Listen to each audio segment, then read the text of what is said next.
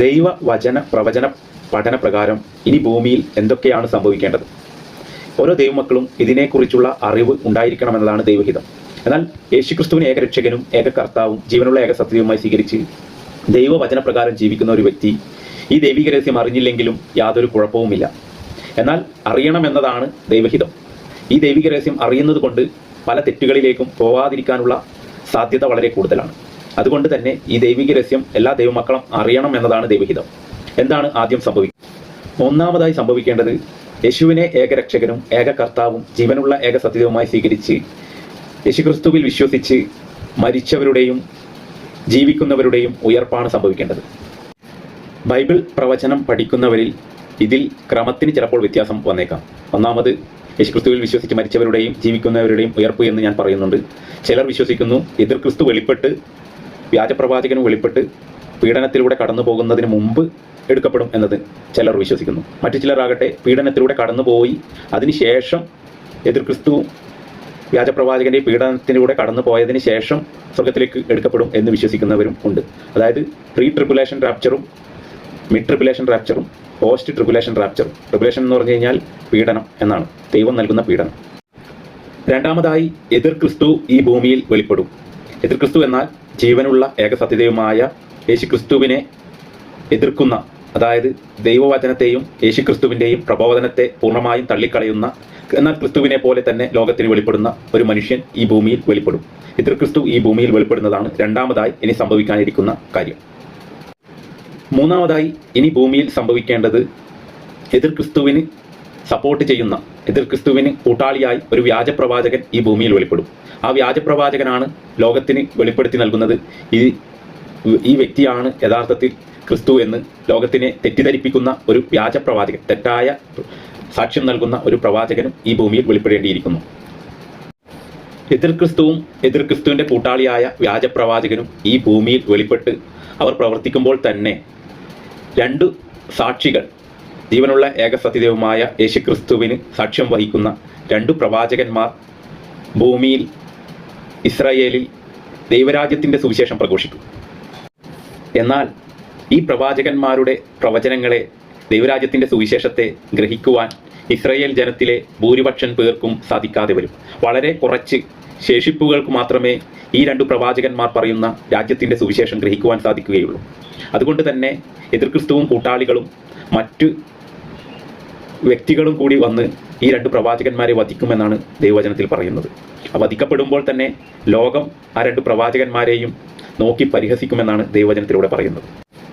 എതിർ ക്രിസ്തുവും കൂട്ടാളിയും ലോക സമാധാനത്തിനു വേണ്ടി ഇസ്രയേലും ചുറ്റുമുള്ള രാജ്യങ്ങളുമായി സമാധാന ഉടമ്പടി ഉണ്ടാക്കുകയും ഏതാണ്ട് 42 മാസം കഴിയുമ്പോൾ ആണ് ഈ കരാർ ലംഘിച്ചുകൊണ്ട് ഇസ്രയേലിനെ ആക്രമിക്കുകയും കീഴ്പ്പെടുത്തുകയും അവരെ പ്രവാസത്തിലേക്ക് കൊണ്ടുപോവുകയും ചെയ്യുന്നത്. മാത്രമല്ല, ഇസ്രയേലിൻ്റെ ചെറിയൊരു ശേഷിപ്പ് അവശേഷിക്കും. ആ ശേഷിപ്പ് 1,44,000 പേരാണെന്ന് ദൈവവചനത്തിൽ പറയുന്നു. ഓരോ ഗോത്രത്തിലെയും 12,000 ആൾക്കാർ വെച്ച് വ്യക്തമായും ദൈവവചനത്തിൽ എഴുതപ്പെട്ടിട്ടുണ്ട്. എന്നാൽ ഈ ദൈവിക രഹസ്യം ഗ്രഹിക്കാത്തത് കൊണ്ടാണ് എംപറർ ഇമ്മാനുവൽ എന്ന സഭ തന്നെ രൂപം കൊണ്ടത്. ലോകം കൃപായുഗം അവസാനിക്കാൻ പോകുന്നുവെന്നും ഞങ്ങളാണ് യഥാർത്ഥത്തിൽ ആ ശേഷിപ്പ് എന്ന് വിളിച്ചു പറഞ്ഞുകൊണ്ട് ആണ് സിയോൻ എന്ന ഒരു സ്ഥാപനം തൃശ്ശൂർ സ്ഥാപിക്കുകയും മൂരിയാട് സ്ഥാപിക്കുകയും അവർ മാത്രമേ രക്ഷിക്കപ്പെടുകയുള്ളൂ എന്ന് ലോകത്തോട് പറഞ്ഞുകൊണ്ട് ഒരു കൂട്ടം ജനങ്ങളെ വഞ്ചിക്കുകയും ചെയ്തിരിക്കുന്നത്. യഥാർത്ഥത്തിൽ ഇസ്രയേൽ ജനത്തിലെ 1,44,000 പേർ എതിർ ക്രിസ്തുവും കൂട്ടാളികളും പീഡിപ്പിക്കപ്പെടുമ്പോൾ അവരിൽ നിന്ന് രക്ഷ പ്രാപിക്കുന്നവരെ കുറിച്ചാണ് ദൈവവചനത്തിൽ വ്യക്തമായും പറഞ്ഞിട്ടുണ്ട്. 12,000 ഓരോ ഗോത്രത്തിലെയും 12,000 പേർ വെച്ച് 1,44,000 എന്നത്.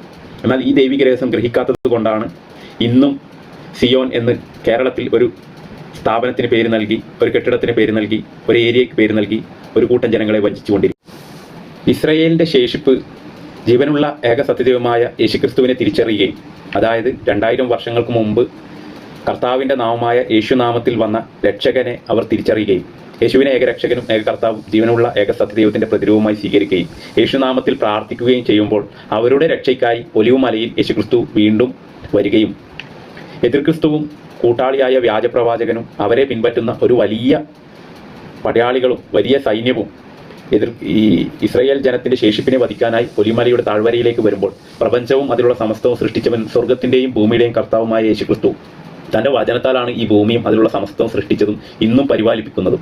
അതുകൊണ്ട് തന്നെ യേശുക്രിസ്തു തൻ്റെ ശക്തിയേറിയ വചനം അയക്കുമ്പോൾ പ്രകൃതിക്ഷോഭത്താൽ എതിർക്രിസ്തുവും കൂട്ടാളികളും അവിടെ മരിച്ചു വീഴുകയും അവരെ ആ തെറ്റിലേക്ക് നയിക്കുന്ന പൈശാചിക ശക്തികളെ എതിർക്രിസ്തുവിനെയും വ്യാജപ്രവാചകനെയും നരകാഗ്നിയിലേക്ക് അയക്കുകയും സാത്താനെ ബന്ധിച്ച് 1000 വർഷത്തേക്ക് ബന്ധിക്കുകയും ചെയ്യുമെന്നാണ് ദൈവവചനത്തിൽ പറയുന്നത്. ശേഷം 1000 വർഷം യേശുക്രിസ്തുവിൻ്റെ ഭരണമാണ് ഈ ഭൂമിയിൽ സംഭവിക്കുന്നത്, അഥവാ ഇസ്രായേലിൽ സംഭവിക്കുന്നത്. ഈ 1000 വർഷത്തിന് ശേഷം വീണ്ടും ഈ സാത്താനെ അഴിച്ചുവിടുകയും ദൈവത്തിനും ദൈവവചനത്തിനും എതിരായി പ്രവർത്തിക്കുന്നവർ വീണ്ടും ഒരുമിച്ച് കൂടുകയും ദൈവജനത്തോട് യുദ്ധം ചെയ്യാൻ വരികയും ചെയ്യുമെന്ന് പറയുന്നു. അപ്പോൾ അവസാന യുദ്ധം കഴിയുകയും സാത്താനെയും പുരാതന സർപ്പത്തെയും എല്ലാ പൈശാചികാത്മാക്കളെയും നരകാഗ്നിയിലേക്ക് തള്ളിവിടുകയും യേശുക്രിസ്തുവിൽ വിശ്വസിക്കാതിരുന്നവരുടെ സകല വ്യക്തികളുടെയും, ഈ ഭൂമിയിൽ ജീവിച്ചു മരിച്ച സകല വ്യക്തികളുടെയും ഉയർപ്പും അപ്പോഴാണ് സംഭവിക്കുന്നത്. അവസാന ന്യായവിധിയും അപ്പോഴാണ് സംഭവിക്കുന്നത് എന്നാണ് ദൈവവചനത്തിൽ പറയുന്നത്. എതിർ ക്രിസ്തുവിനെയും കുറിച്ചും 666 നമ്പറിനെയും കുറിച്ചും അങ്ങനെ നിരവധി പഠനങ്ങൾ ഇന്ന് ലോകത്തുണ്ട്. പലപ്പോഴും വിവിധ രീതിയിലുള്ള പഠനങ്ങളാൽ ജനങ്ങൾ വഞ്ചിക്കപ്പെട്ട് കിടക്കുന്നതായി നമുക്ക് കാണാൻ സാധിക്കും. അതിന് കാരണം ഇതുവരെ ദൈവിക രഹസ്യം വെളിപ്പെട്ടിട്ടില്ലായിരുന്നു എന്നതാണ്. എന്നാൽ നാം ജീവിക്കുന്നത് കൃപായുഗത്തിൻ്റെ അവസാന കാലഘട്ടത്തിലായതിനാൽ തന്നെ ഇന്ന് ലോകത്തിലെ സകല വ്യക്തികൾക്കും ഗ്രഹിക്കാൻ സാധിക്കും ആരാണ് എതിർ ക്രിസ്തു എന്നത്, ആരാണ് എതിർ ക്രിസ്തുവിൻ്റെ മതം എന്നത്, ഏതാണ് എതിർ ക്രിസ്തുവിൻ്റെ മതത്തിൻ്റെ ആശയം ഉൾക്കൊള്ളുന്നത് എന്ന്. അങ്ങനെ നോക്കുമ്പോൾ നമുക്കിപ്പോൾ ഗ്രഹിക്കാൻ സാധിക്കും, ദൈവവചനമാകുന്ന ബൈബിളിന് നേരെ ഓപ്പോസിറ്റായി പൈശാചിക ശക്തികൾ ഇറക്കിയ ഒരു ഗ്രന്ഥമാണ് ഇസ്ലാമിക സഹോദരങ്ങൾ പരിശുദ്ധമെന്ന് കരുതുന്ന ഖുർആൻ എന്ന പുസ്തകം. യേശുവിനെയും ദൈവത്തെയും പൂർണ്ണമായും തിരസ്കരിക്കുന്ന ജീവനുള്ള ഏക സത്യദൈവമായ യേശുക്രിസ്തുവിൻ്റെ ദൈവത്വം തന്നെ നിഷേധിച്ചുകൊണ്ട് യേശു ഒരു പ്രവാചകനാണെന്ന് മാത്രം പറഞ്ഞുകൊണ്ട് ദൈവവചന സത്യങ്ങളെ പൂർണ്ണമായി നിരാകരിക്കുന്ന ഒരു ആശയമാണ് ഖുർആൻ എന്ന ഗ്രന്ഥം മുന്നോട്ട് വയ്ക്കുന്നത്. മാത്രമല്ല, അവർ രക്ഷകനായി കാത്തിരിക്കുന്ന ഇമാം മഹദി എന്ന വ്യക്തിയാണ് എതിർ ക്രിസ്തു. അതുപോലെ തന്നെ അവർ അള്ളാഹുവിൻ്റെ പ്രവാചകനായി കാത്തിരിക്കുന്ന, ഇനിയും വീണ്ടും വരാനിരിക്കുന്ന ഒരു പ്രവാചകനെ അവർ കാത്തിരിക്കുന്നു, ഈസാ നബി എന്ന പ്രവാചകനെ. ആ ഈസാ നബിയാണ് യഥാർത്ഥത്തിൽ വ്യാജപ്രവാചകൻ. ബൈബിളിൽ പറഞ്ഞിരിക്കുന്ന ഗോഗമാഗോഗ യുദ്ധം അല്ലെങ്കിൽ അർമഹദോൻ യുദ്ധം, ഇസ്രായേൽ ജനത്തിന് നേരെയുള്ള യുദ്ധം ബൈബിളിൽ പറഞ്ഞിരിക്കുന്നത് പോലെ തന്നെ ഖുറാനും ഹദീസുകളും പഠിക്കുന്ന ഇസ്ലാമിക സമൂഹം വിശ്വസിക്കുന്നു. ഇസ്രായേൽ ജനത്തെ നശിപ്പിക്കുവാൻ ഇസ്ലാമിക സമൂഹവും അതുപോലെ തന്നെ എതിർ ക്രിസ്തുവും വ്യാജപ്രവാചകന്റെ നേതൃത്വത്തിൽ അവർ യുദ്ധത്തിനായി പോകുമെന്ന്. അതായത് ബൈബിൾ പ്രവചനവും ഖുറാനും ഹദീസിലുമുള്ള പ്രവചനങ്ങളും നേരെ ഓപ്പോസിറ്റായി വിപരീത ദിശയിൽ സഞ്ചരിച്ചുകൊണ്ട് ഈ ദൈവിക പ്രവചനങ്ങളെ പൂർത്തിയാക്കാൻ വെമ്പൽ കൊള്ളുന്നു എന്നതാണ് യാഥാർത്ഥ്യം. ബൈബിൾ പ്രവചന പഠനത്തിൻ്റെ ആകെ തുകയെ ഓരോ ദൈവമക്കളും ഗ്രഹിക്കണമെന്നതാണ് ദൈവഹിതം. യേശുക്രിസ്തുവിലുള്ള വിശ്വാസത്താലാണ് ഓരോ ദൈവമക്കളുടെയും ജീവിതം. യേശുവിനെ ഏക രക്ഷകനും ഏക കർത്താവും ജീവനുള്ള ഏക സത്യവുമായി സ്വീകരിച്ച് യേശുക്രിസ്തുവിലുള്ള വിശ്വാസത്താലുള്ള ജീവിതമാണ് ഓരോ ദൈവമക്കളുടെയും ജീവിതം. എപ്പോഴാണോ യേശുക്രിസ്തുവിലും ദൈവവചനത്തിലും നിന്നും അവൻ്റെ വിശ്വാസം നഷ്ടപ്പെടുന്നത്, അപ്പോൾ അവൻ്റെ നിത്യജീവൻ നഷ്ടമായി എന്നതാണ് അർത്ഥമാക്കുന്നത്. അതുകൊണ്ട് തന്നെ ദൈവവചന പ്രവചനങ്ങളെ പൂർണ്ണമായ അർത്ഥത്തിൽ ഗ്രഹിക്കുമ്പോൾ യേശുവിനെ ഏക രക്ഷകനും ഏക കർത്താവും ജീവനുള്ള ഏക സത്യവുമായി സ്വീകരിക്കുവാനും യേശുവിനെ മാത്രം ആരാധിക്കുവാനും സ്തുതിക്കുവാനും പുകഴ്ത്തുവാനുമുള്ള കൃപാവരം ഓരോ ദൈവമക്കൾക്കും പ്രാപിക്കാൻ സാധിക്കും. ഏത് പ്രതികൂല സാഹചര്യത്തിലും യേശുക്രിസ്തുവിലുള്ള വിശ്വാസം നഷ്ടപ്പെടാതിരിക്കുവാനുള്ള കൃപാവരം ഓരോ ദൈവമക്കൾക്കും ലഭിക്കുമാറാകട്ടെ. യേശുവെ നന്ദി, യേശുവെ സ്തുതി, യേശുവെ ആരാധന.